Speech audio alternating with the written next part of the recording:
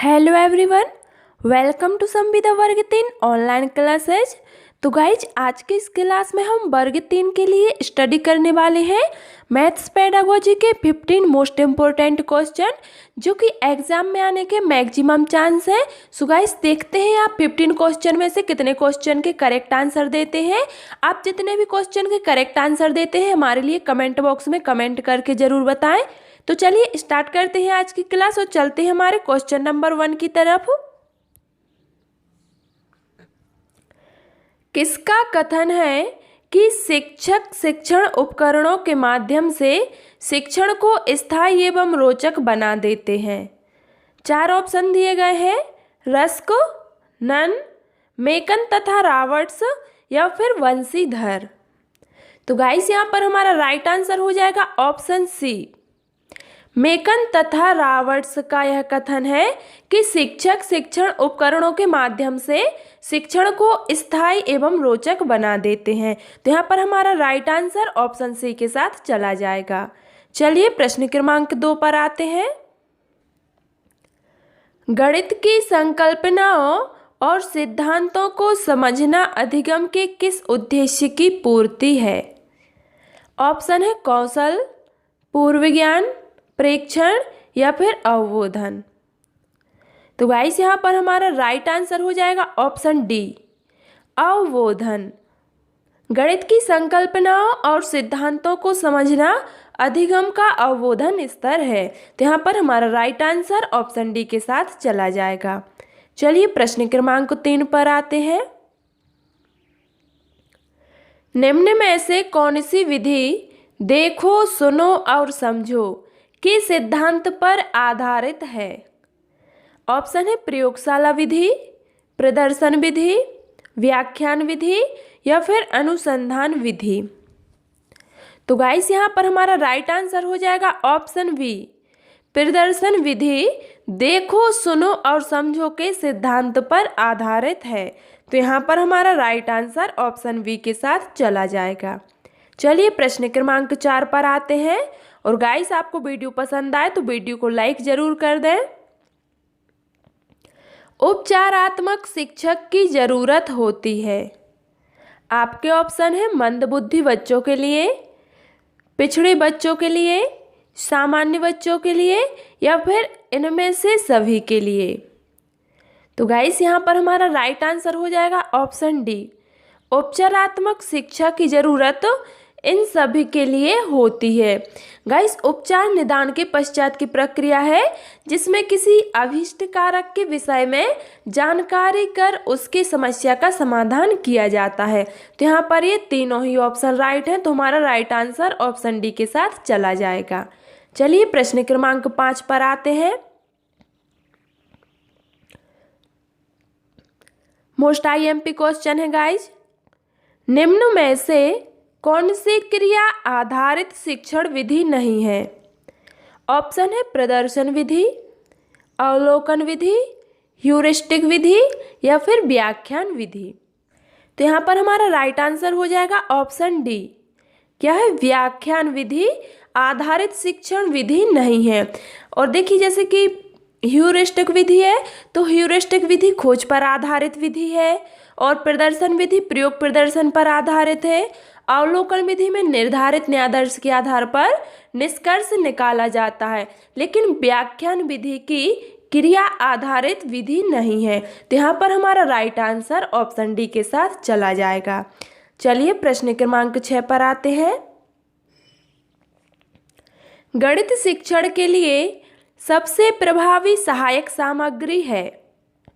Option है श्रव्य, दृश्य, चौक एवं बातचीत या फिर इनमें से कोई नहीं। तो यहाँ पर हमारा राइट आंसर हो जाएगा ऑप्शन बी, दृश्य। दृश्य गणित शिक्षण के लिए सबसे प्रभावी सहायक सामग्री है। तो हमारा राइट आंसर ऑप्शन बी के साथ चला जाएगा। चलिए प्रश्न क्रमांक 7 पर आते हैं। गाइस वीडियो को लाइक जरूर कर दें। यदि एक विद्यार्थी की बुद्धि लब्धि 100 हो तो इसका आशय है कि ऑप्शन है शिक्षार्थी प्रतिभाशाली बुद्धि का है, शिक्षार्थी की बुद्धि का स्तर उच्चतम है, शिक्षार्थी की मानसिक आयु वास्तविक आयु से अधिक है या फिर शिक्षार्थी की मानसिक आयु और वास्तविक आयु बराबर है। तो गाइस यहाँ पर हमारा राइट आंसर हो जाएगा ऑप्शन डी। यदि एक शिक्षार्थी की बुद्धि लब्धि 100 हो तो इसका आशय है कि शिक्षार्थी की मानसिक आयु और वास्तविक आयु बराबर है। याद रखना है आपको। तो यहाँ पर हमारा राइट आंसर हो जाएगा ऑप्शन डी। चलिए प्रश्न क्रमांक 8 पर आते हैं। मूल्यांकन का उद्देश्य है। ऑप्शन है पाठ्यक्रम में आवश्यक संशोधन करना, परीक्षा प्रणाली में सुधार करना, विद्यार्थी को उत्तम ढंग से पढ़ाना या फिर उपरोक्त सभी। देखिए मूल्यांकन का उद्देश्य है तो यहाँ पर हमारा राइट आंसर हो जाएगा ऑप्शन डी, उपरोक्त सभी, क्योंकि ये तीनों ही सही हैं। गाइस शिक्षण मूल्यांकन का उद्देश्य है कि पाठ्यक्रम में अध्यापक संशोधन करना, परीक्षा प्रणाली में सुधार करना और आवश्यकता के अनुसार शिक्षण विधियों में सुधार करके उत्तम शिक्षण प्रदान करना। क्लियर? तो यहाँ पर ये राइट आंसर हमारा ऑप्शन डी के साथ में चला जाएगा। चलिए प्रश्न क्रमांक 9 पर आते हैं। गणित शिक्षण का मुख्य उद्देश्य है। गणित शिक्षण का ऑप्शन है सवाल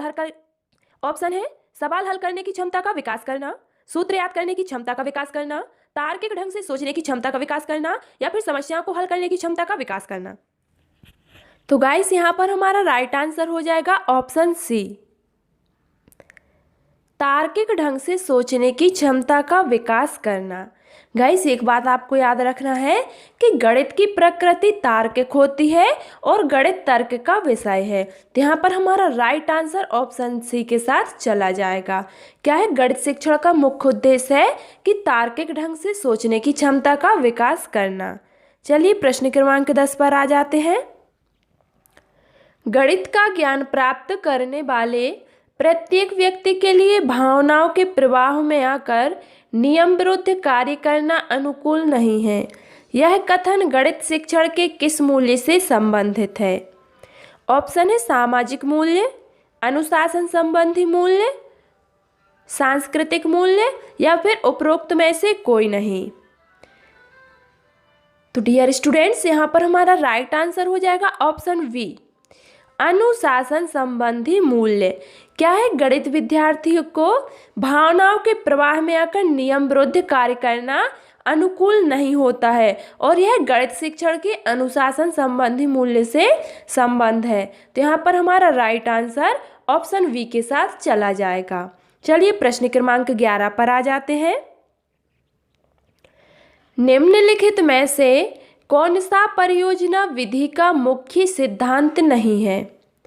आपके ऑप्शन है करके सीखना, जीवन से सीखना, विद्यार्थियों के सहयोग एवं साहचर्य से सीखना या फिर रटकर याद करना। देखिए यहाँ पर हमारा राइट आंसर होगा ऑप्शन डी, रटकर याद करना।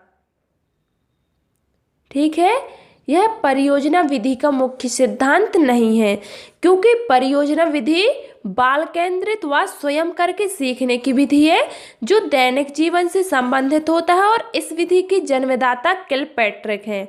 कौन है इस विधि के जन्मदाता? किलपैट्रिक। क्योंकि एग्जाम में कभी कभी ये भी पूछ लिया जाता है तो आपको याद रखना है। क्लियर? चलिए प्रश्न क्रमांक 12 पर आते हैं। NCF 2005 के अनुसार गणित शिक्षण होना चाहिए। ऑप्शन है बाल केंद्रित, शिक्षक केंद्रित, पाठ्य पुस्तक आधारित या फिर ये सभी।